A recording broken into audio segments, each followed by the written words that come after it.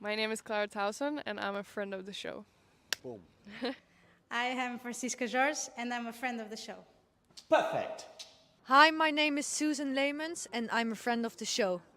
Boom. Yeah. My name is Zainab Samas and I'm a friend of the show. Boom. Hey guys, my name is Sasha Vickery and I'm a friend of the show. Boom. Hi, my name is Lloyd Harris, and I'm a friend of the show. Perfect. Hi, my name is Jasmine Paolini, and I'm a friend of the show. Wow, Jasmine, you got it in one time.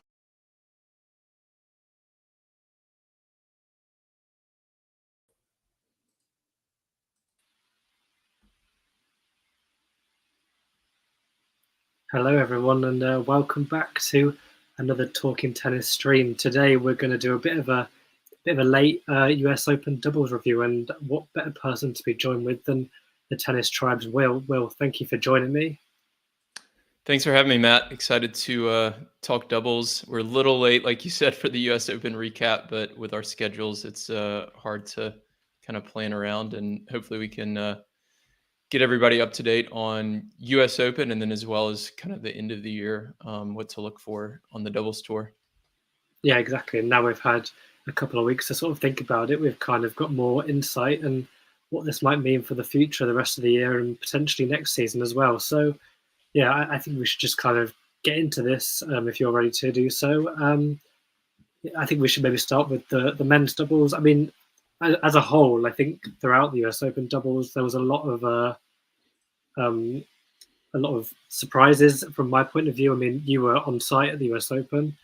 Did you get a feel of like the double tournament was not wide open, but a lot of the top seeds were falling out in all draws? Yeah, the seeding with the doubles is always kind of strange because you'll have, like for example, the team that won, Purcell and Thompson, right? They were unseeded at Wimbledon and made the finals and had like 5 or 6 championship points, right? Yeah. But even though they were unseeded at Wimbledon, everybody knew they were one of the best doubles teams in the world, right? Their record on the year to that point was something like 27-4. Max Purcell has won major title in doubles previous to that. So everybody kind of recognizes that he's one of the best doubles players in the world anyways. So honestly, I don't put a whole lot of weight on the seedings. I am looking at the draw now, and it looks like on the men's side, all 8 teams in the quarterfinals were seeded. Now, it wasn't, of course, the top 8 teams. We had the 16 seed, the 13 seed, the 10 seed. So I don't think there was anything like any Cinderella runs exactly. I guess the only one that probably surprised me a little bit was Lamons and Withrow making the finals. That was kind of a breakthrough for them, and it was really fun to see them do so well because previously they always seemed to not be able to get past that round of 16 or quarterfinals at a major. So that was probably the biggest, I guess, if you'd call it a surprise to me. They're still certainly a good team, but I wouldn't have picked them to make the semis. Yeah, I suppose with Lamers and Withrow, even more of a surprise in that aspect would be them beating Raman Salisbury, who had obviously won the title the 3 previous years. So, yeah, as on the screen you can see that. Was that a big surprise to you? Were you expecting them to go for a 4th? I mean, if you asked me before the tournament, I talked with Hanlon about this, who couldn't join us today, but I talked with him about it before the tournament, and we said, like, if you ask me pick Raman Salisbury or the field, like, I'll still take the field. I don't think that anybody's like that dominant to where you'd take them over the field, like you might, Nadal at Roland Garros, 5 years ago or something like that. So it didn't surprise me a ton that they didn't win the tournament. It surprised me that Lamons and Withrow beat them. It seemed like, obviously they had won it 3 years in a row. Lamons and Withrow, like I said, had not made a deep run at a major to this point, although everybody knows that they are a good team. And they seem to really find another gear with their returns during this tournament, which has always been kind of their Achilles heel. They've always been fantastic servers. They have good serve plus ones. They're good at the net, but they struggle with the return at times. And I don't know if it's due to hard work and it's finally paying off, or maybe they changed something tactically.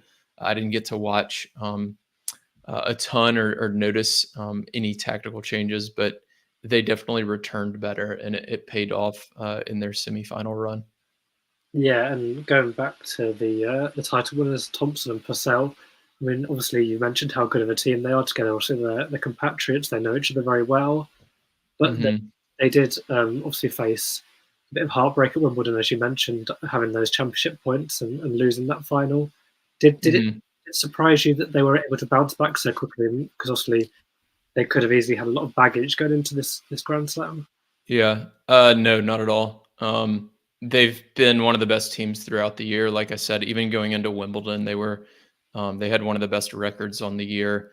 They racked up like 3 or 4 titles even prior to Wimbledon, but most of them were smaller 250 tournaments. I think they won here in Dallas and maybe Houston and 1 or 2 other tournaments. And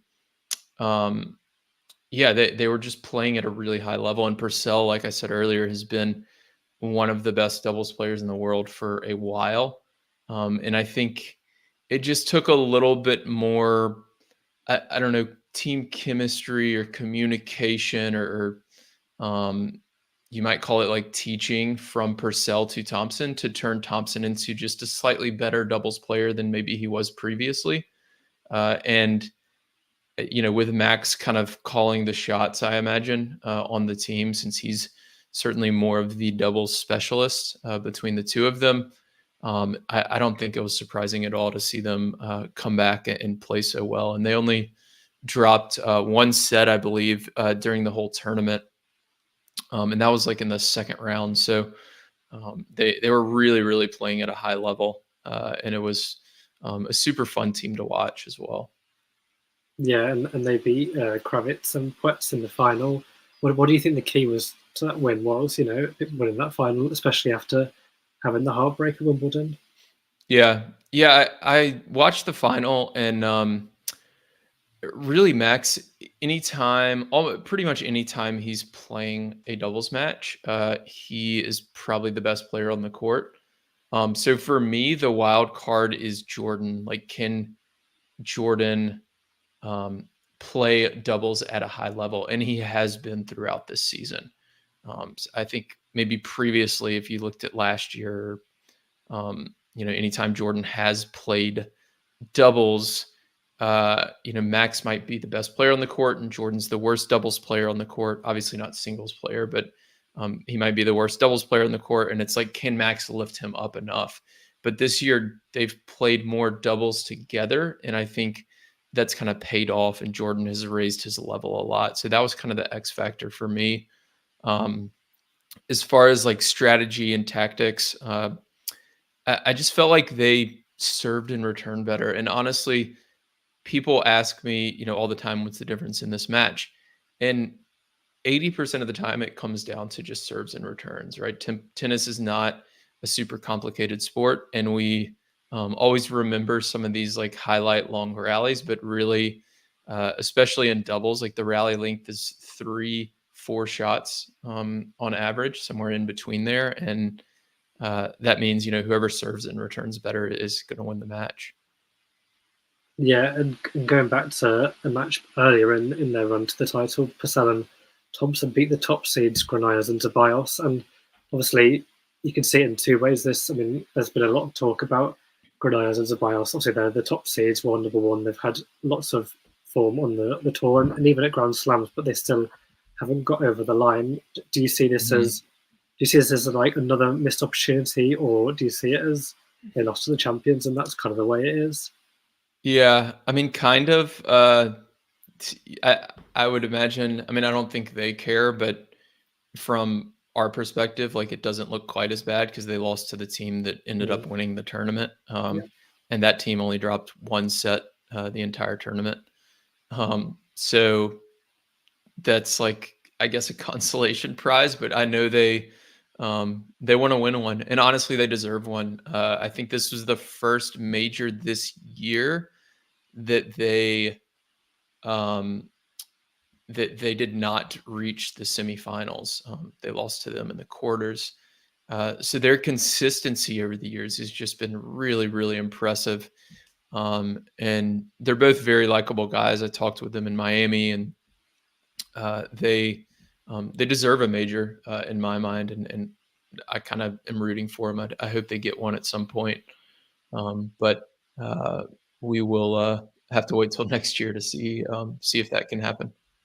Yeah, and even though they haven't won a Grand Slam, they have still qualified for the ATP finals at the end of the year, along with Aravalo and Pavic. And with their US Open title, Thompson and Purcell have moved themselves up to third. Do you think that, Purcell and Thompson will be, I think it's pretty likely that they'll be now qualifying for the finals. What would you think? Yeah. I imagine they'll be in there.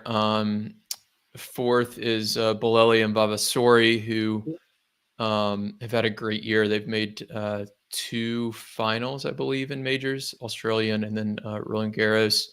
But Pana and Ebden are in 5th. They had a good start to the year, but they've kind of trailed off the second half of the season.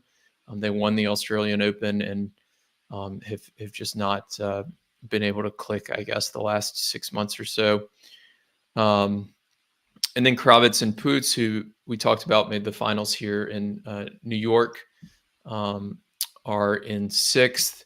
And then it gets interesting. The 7 through 9 spots are pretty tight. You have Hilliard and Patton, who won Wimbledon in 7th, and then Lamans and Withrow, who we talked about, jumped all the way up to 8th with their semifinal run. And then Kulov and Mektic, who won Indian Wells earlier this year, are not too far behind that 8th spot in 9th. So it'll be interesting to see. But one other thing to note about the year-end race is that this might be, and we said this last year in August before the U.S. Open, and they won the U.S. Open, but this might be the first year that Rahm and Salisbury don't qualify for the year-end finals. They're sitting in 11th right now, and they're it looks like about 1,000 points out of 8th. So they'll have to perform well throughout the rest of the year. Yeah, they're going to need a good Asian swing, I would imagine. I mean, I don't know for definite, but does the in the singles they have the rule about the top 20 in the race, if they win a Grand Slam, would that apply to Heliavara and Patton, who obviously won Wimbledon? Oh yeah, that does. Thanks for the reminder. Yeah, 100%. So they're in. That means that gets weird if they drop out of the top 8, because then that 8th spot is not going to qualify. That applies to the men's side. I believe it does not apply to the women's side. Right. Okay. Yeah. So it's very getting quite close towards those 5 to 8 places, but it'll be interesting to see how the Asian swing shakes that up. So as we move on to the women's doubles, there's been actually a comment in the chat about that. Obviously, Ludmila Kishenok and Elena Ostapenko were the champions. It's their first Grand Slam title together. Ostapenko's second Grand Slam, well, both their second Grand Slam, because Kishenok had previously won a mixed doubles title. They won. There was a VAR challenge on match point, I believe, which is something that Brazy in the chat is commented on. Is that something that you saw, and what did you think of it? I did not see it. Remind me what happened. I remember seeing it on Twitter. I think I'm in the same boat. I've definitely seen it, but it's not sticking in my mind. But the Brazy. Oh, it looks like it was. It looks like it was a singles match. Oh, interesting, because Brazy is saying that it was about. Oh, here we go. Right, Kishenok claimed a foul. Like the umpire called a foul shot on Kishenok's volley, and then claimed that she hit in 2 motions. But I think Kishenok challenged it and got it overturned. And that's a separate thing. That's not Haddad. That doesn't involve Haddad Maya. I do remember that. So Kishenok had this volley on championship point where it like hit a racket and then she followed through, it hit a racket again, and then she either hit a winner or forced an error. Yeah, it looks like John said Haddad Maya was singles, so I feel good about myself that I don't, or at least a little better that I don't remember that. If that had been doubles, that would be a problem. So yeah, Kichenok had basically double touched the ball, and they were trying to see if it was one motion. And as soon as it went to review, the announcer said it, and you could just feel it watching, like, oh my gosh, like, because the problem was, I guess, the Haddad Maya incident, and I think there have been one or two others, either in the U.S. Open or tournaments leading up. Like, they implemented this review system, and the chairs still got it wrong in a few cases. So when this happened, you were thinking like, oh my gosh, if the umpire screws this up and it affects like literally the championship point and the winner of the U.S. Open women's doubles final, then this is going to be like a disaster for the review system, for the umpire, for the tournament. And luckily, when they went to the review, it was immediately obvious that it was the right call. Like, it was a double touch, and it was two distinct motions. So they lost that point and then ultimately won, I think, a few points later. So it didn't have an effect, but yeah, you could feel it as soon as it happened based on like what had happened previously, how crazy that could have been. Yeah, it just goes to show that it can work if used correctly. But obviously, I mean, Kichenok and Ostapenko have been a pretty consistent team for the last few years, really. And I believe they reached the Australian Open final this year, but obviously lost. So it's kind of it's their breakthrough, really, getting their first Grand Slam title together. Do you expect this to be the first of multiple, or do you think this is kind of their pinnacle? If they stick together, which I mean they have for a while now, I don't see any reason why they can't win another. I mean, there's a lot of competition. Obviously, it's not easy to win a major title, but you know, Shea Su Wei is getting a little older. She's had a not super strong second half of the year. Siniakova is obviously not going anywhere. And then, who knows who will kind of rise up the doubles ranks from the younger players. But I would imagine that, sure, like I could totally see them winning another one. This year, it does seem like they've stepped up a bit. Australia, they made the finals. They're up to number one in the race, which I don't think they've ever been number one in the race this far into the season before. So, yeah, I mean, they've been the best team this year. And you couldn't have said that even without Grand Slams any of their previous years together. So it does seem like they've stepped up. So they certainly could win another major. Yeah, absolutely. And it feels like the hardcore Grand Slams are where they've really thrived this year. An interesting point would be their opponents in the final. Obviously, you mentioned how seeds and doubles are not necessarily, foolproof of what's going to happen.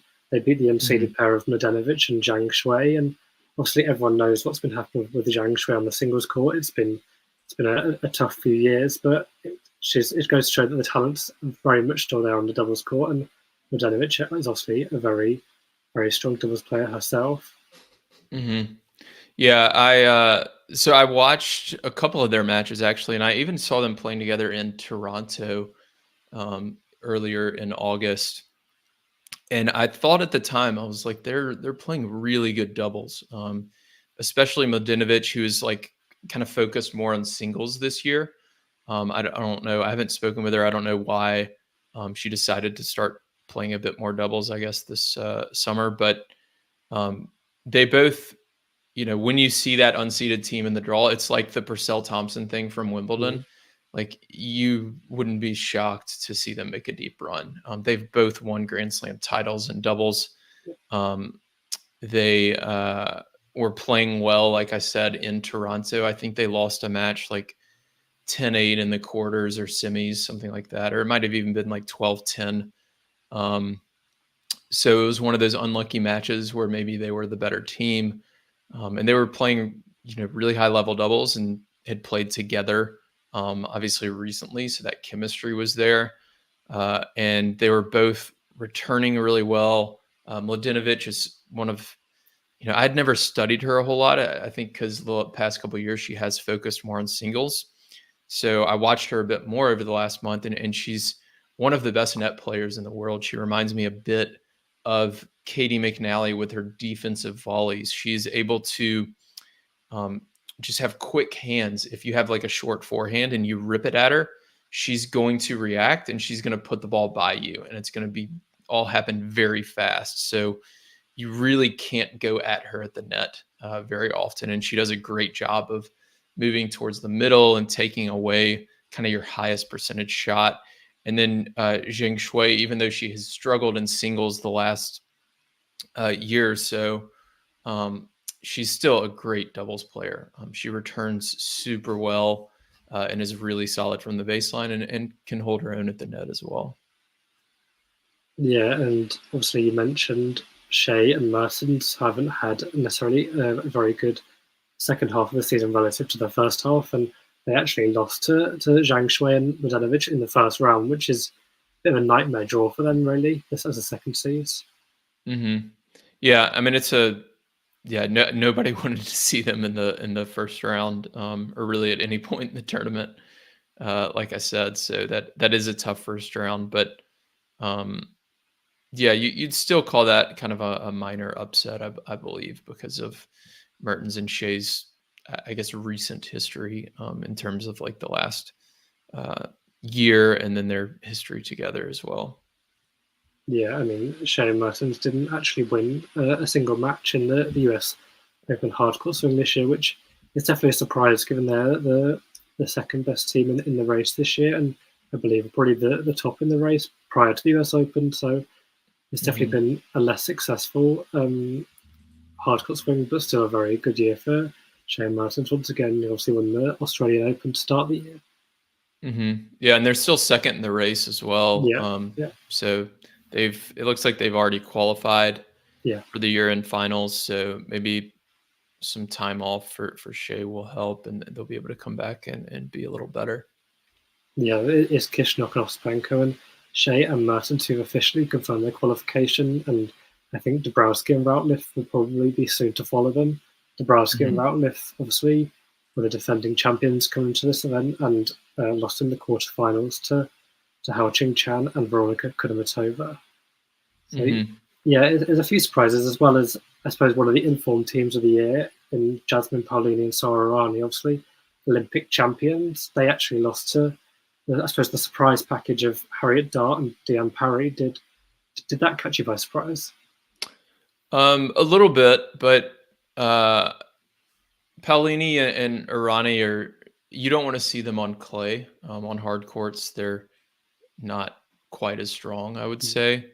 And Harriet Dart actually made the semifinals in doubles in Cincinnati the week before. So she was playing good doubles. She played with Ellen Perez, who I actually just spoke with yesterday, and we'll be sharing that podcast next week.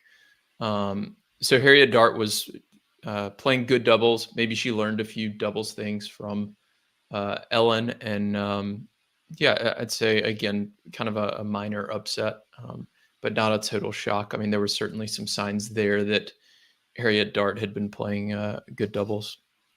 Yeah, absolutely. And obviously, she can't win every tournament, but it's always a bit of a surprise when Siniakova isn't lifting the title. But in this case, I believe they lost in the semi-finals.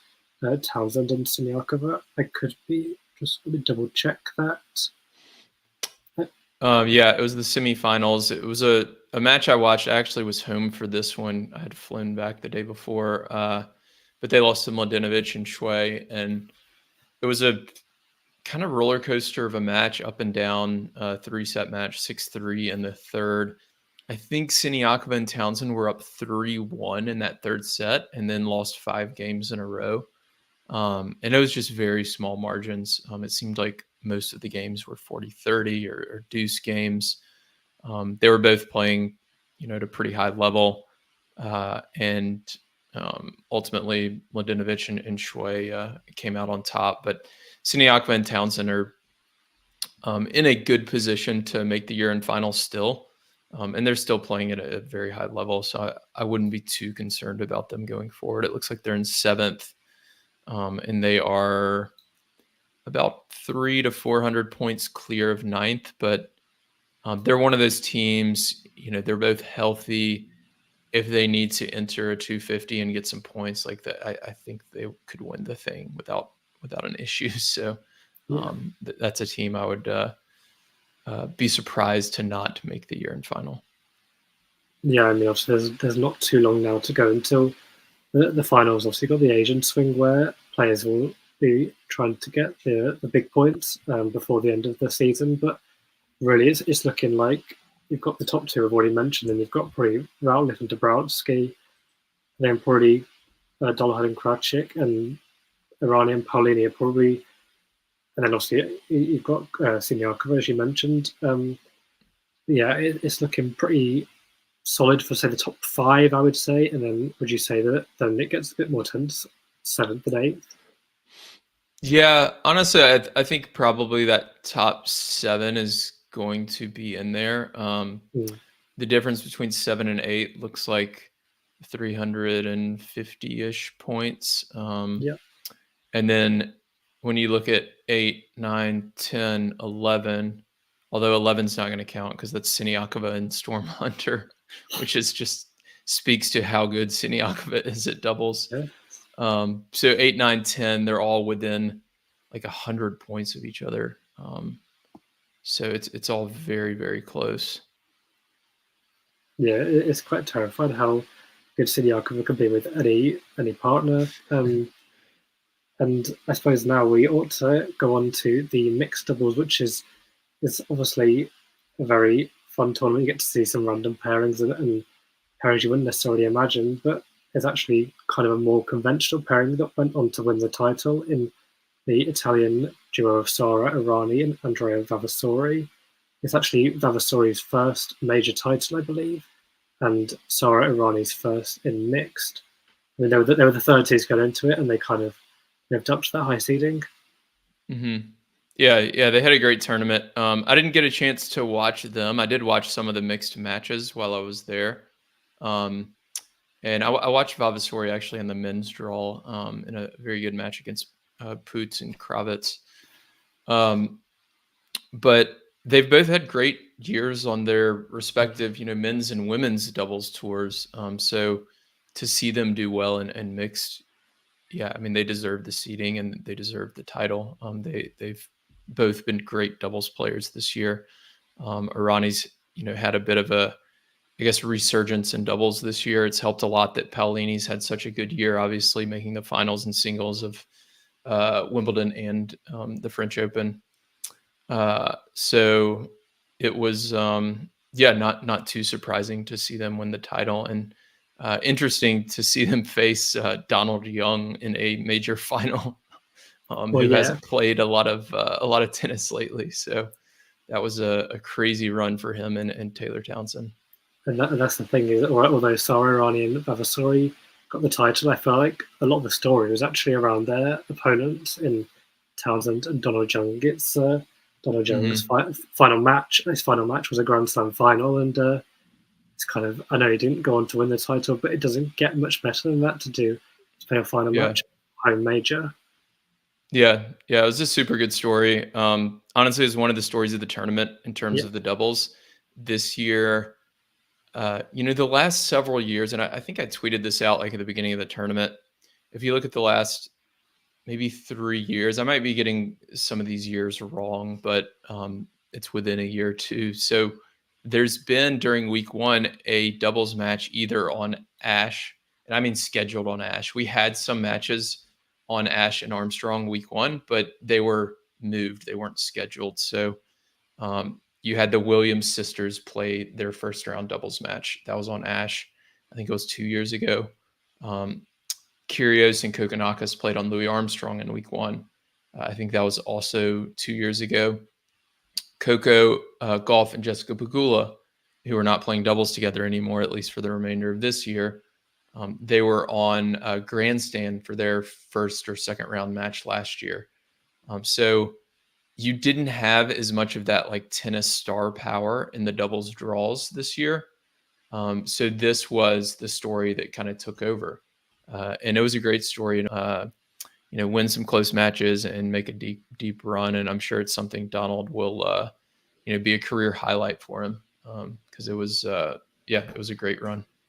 Yeah, absolutely. And although they lost that final, it was 2 pretty tight sets. And just someone in the chat, Brazy's commenting about how Irani Vavasori worked. He's suggesting that Vavasori protected Irani's serve by being so active at the net. Would you agree with that? Yeah, 100%. I mean, you have to, right? Like, if your partner has a weak second serve, a lot of players get, I guess there's a few ways to handle that. One is you can play 2 back and decide like, we're on defense for this. Or you can say, I'm going to be aggressive anyways, and I'm going to get burned down the line some. They're going to hit a few winners. I'll miss a few volleys, but I'm also going to force errors by being active at the net. I might even shank a few winners over the net. He plays very tight to the net. He's used to that in the men's game. So I think that's the strategy he chose, and it obviously worked out for them. It looks like Brazi also says Siniakova seems comfortable on either deuce or ad sides. Yeah, I think so. I mean, she's such a good doubles player. I think she's really comfortable anywhere. In the mixed, she was playing the deuce court, I believe. She was teamed up with John Piers, if I'm not mistaken. And one of the reasons she's able to do that is because her backhand is so strong. So from the ad court, her backhand, she can rip it cross court, she can rip it down the line, and she likes to get to the net with her forehand volley in the middle from the ad court, which is a super tough position to be in for the opponents, trying to rally with her forehand volley in the middle. And then in the ad court, her backhand, again, is her strength. So she has that strength in the middle of the court. And in doubles, you generally want to control the middle of the court. So she has a lot of benefits on both sides just because she's such a good doubles player. Yeah, and I suppose, I mean, I don't know if you've found this as well, but with obviously the United Cup is having its second year this year, the Olympics has played a big part. Have you found that's had an impact on doubles this year, a bigger impact than most years? I don't know, not that I can tell. Yeah, I think the biggest thing for doubles is like having tennis stars play. So the last few years, Golf and Pegula have been super helpful for doubles.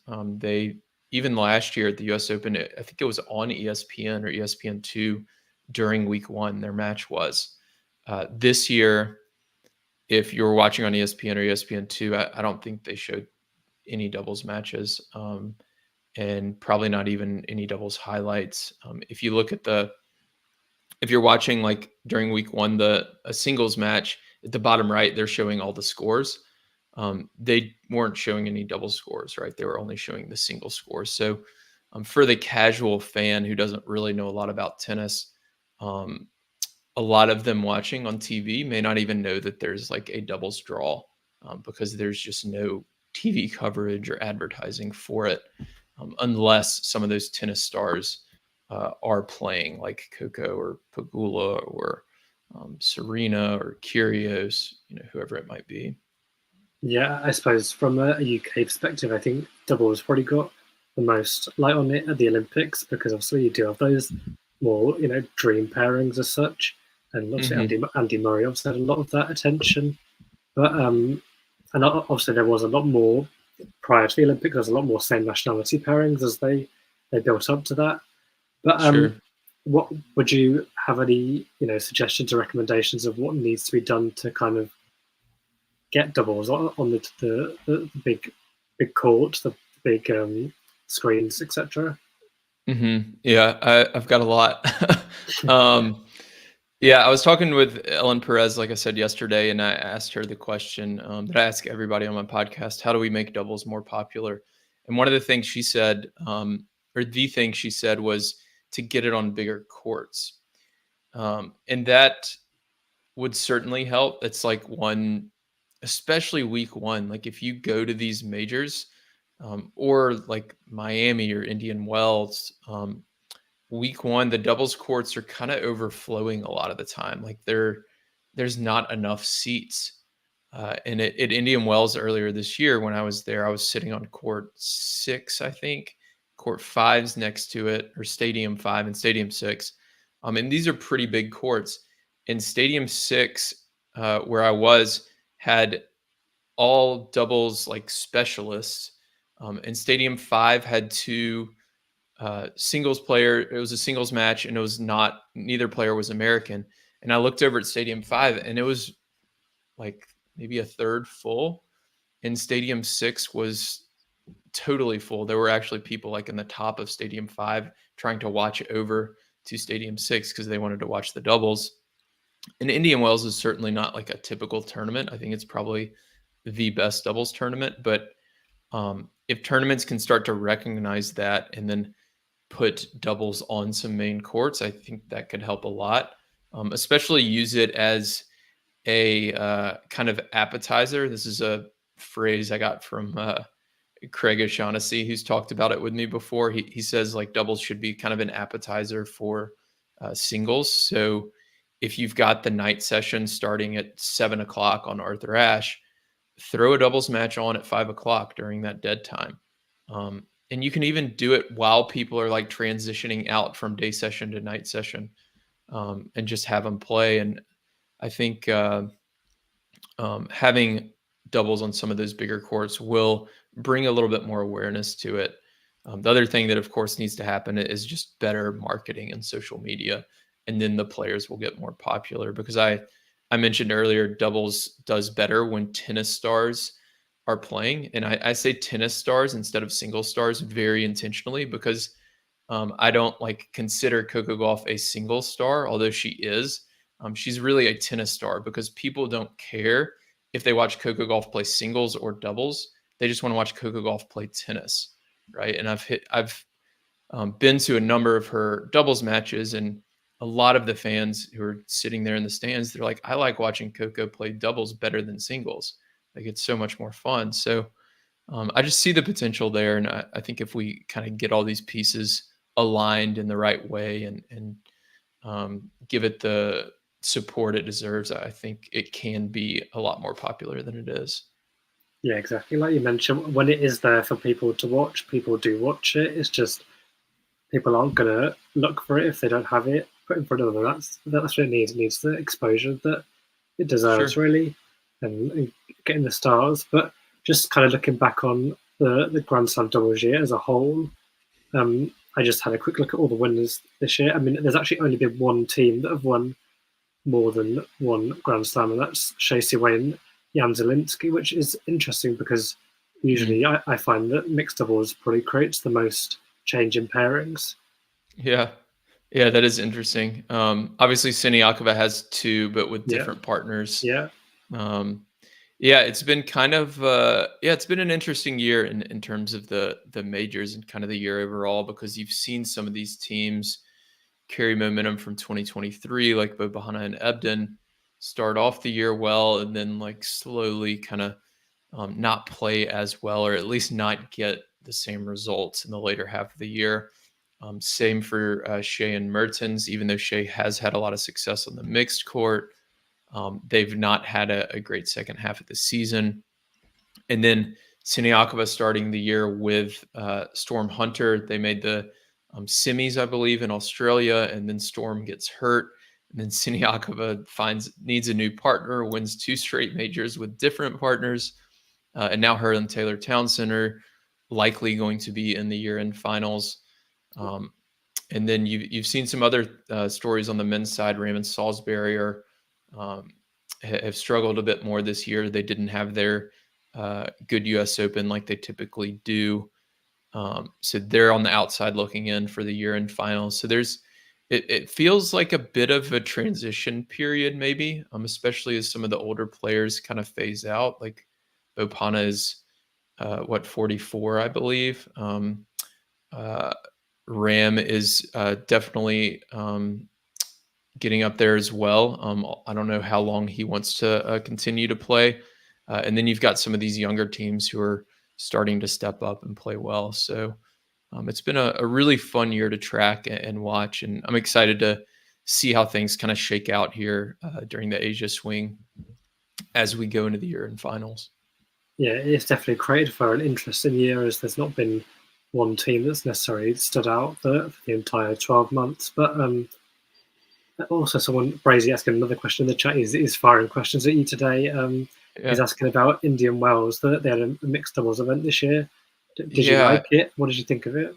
I was so happy that they tried it. I was at Indian Wells, but I didn't get to go to the mixed doubles event because I was working with a team helping them with strategy and scouting that was still in the tournament during that. So all of my time was spent with them. So unfortunately, I didn't get to go to it. I heard there was decent crowds. I heard it was a lot of fun. It was not televised at all, which I think they need to do that next time. The selection process, there was some, I wouldn't call it controversy. That would be too strong of a word, but there was some confusion, I guess, around the selection process for it. But honestly, like, they need to be experimenting with more things like this. And especially as these larger 1,000 level events become, 12-day events or 14-day events, there needs to be more content, right? Like, these doubles players are going to be sitting around playing a tournament over the course of 10 days, and they only have 4 matches, and it's doubles. So it's not quite as like taxing on your body as singles, and the matches are a little bit shorter. At the 1,000 level events, they're playing a 10-point tiebreaker for the third. It's no ad. So there needs to be more content. And I think mixed would be a great way to do that. So I hope they continue to experiment with things like that. In terms of like how the tournament went overall, yeah, like I said, I didn't attend it. So I'm not sure, but I honestly, I don't really care. I was just glad to see them experimenting, and I want to continue to see that because eventually they'll figure that out. And mixed is something that is unique to tennis because no other sports you have men and women competing with and against each other on the exact same court or field or arena. And it's something we really should take advantage of to help grow the sport. Yeah, definitely. And obviously you said about experimenting. The ATP have kind of tried to do a few things that's like certain selected tournaments with shot clock and fan movement and all things like that. Do you like those innovations, or do you like the attempt to try and switch things up to bring more eyes to doubles? Yeah, I mean, again, I like that they're experimenting. Most of the changes to me were product changes, and I don't think doubles has a product problem. I think I've talked about this on the show before, but I'm sure some people listening haven't heard before. So I categorize everything into 2 things. Like, there's product problems and then there's marketing problems. And I don't think doubles has a product problem. Like, I think as it is, people love to watch it.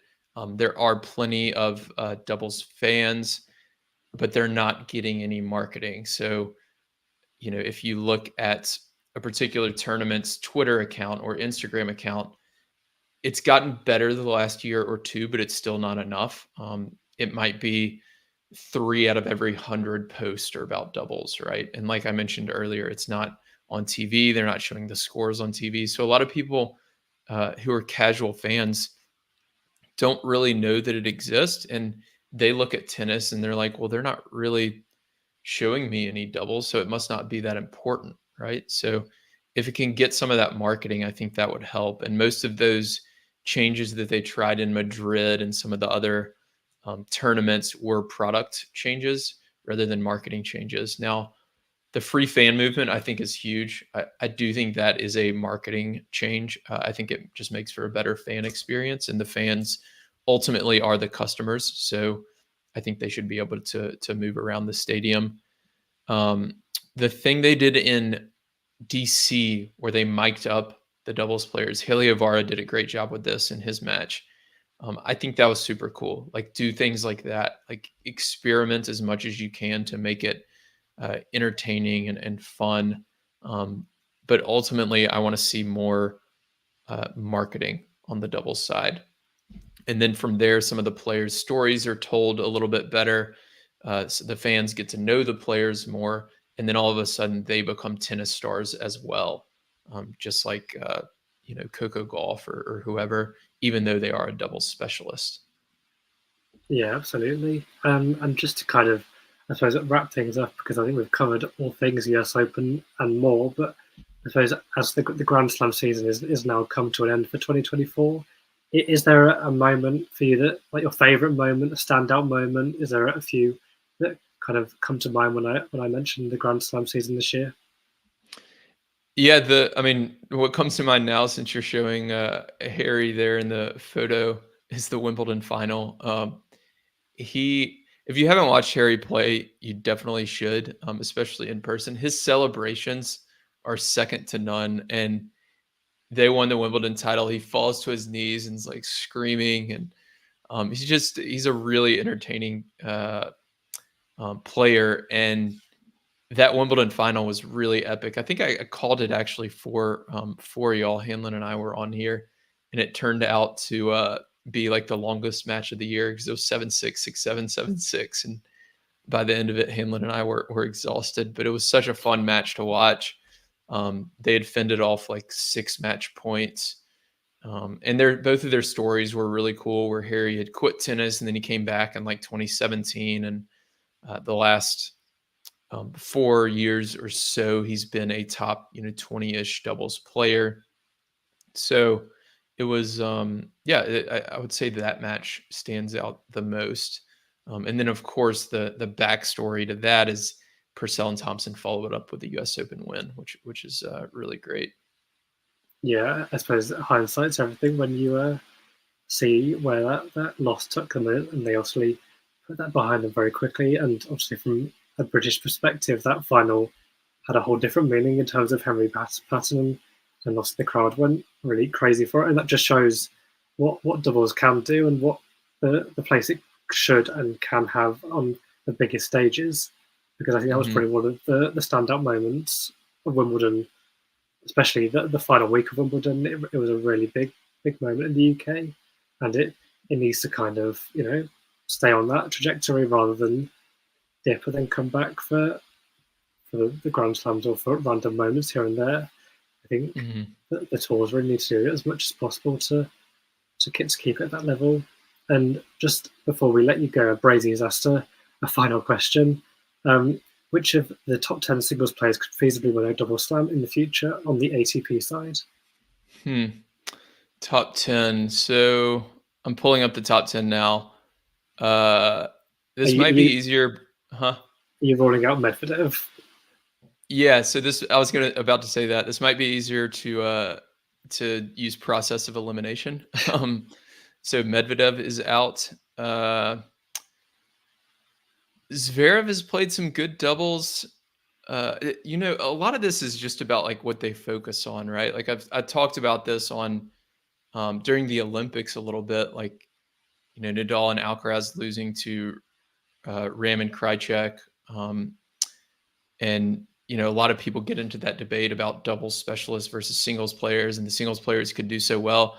And like, there's no doubt in my mind, like if Alcaraz focused on doubles for whatever reason, like if tomorrow the ATP said, we're making the prize money for doubles double the prize money for singles, and he was like, okay, I'm going to focus on doubles, like he'd be number 1 in the world in doubles in like, I don't know, a year or two, because he's just such a talented tennis player.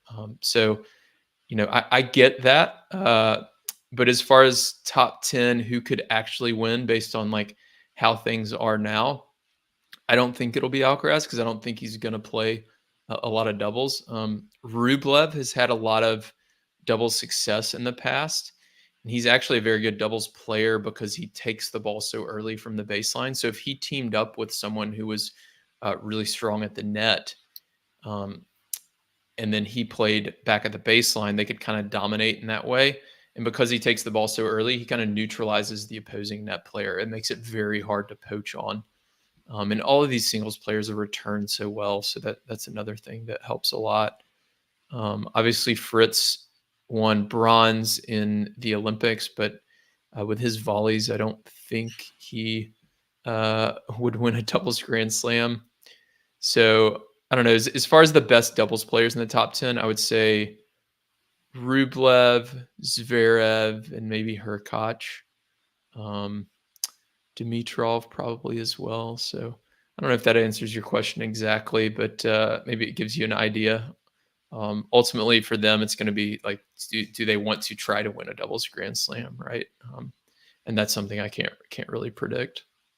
Yeah, it's interesting.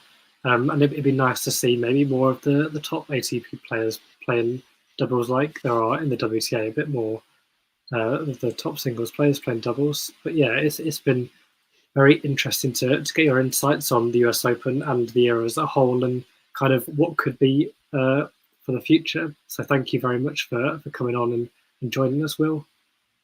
Yeah, thanks a ton for having me. It's always a lot of fun. And yeah, we'll do it again probably in a couple months here to wrap up the season. Yeah, definitely. I look forward to that. So thank you everyone for watching.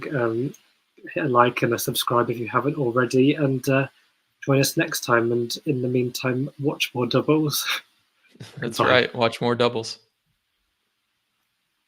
Cheers, everyone. If you enjoyed this video, make sure you hit that like button. Don't forget to subscribe and click that notification bell so you don't miss out on all things tennis.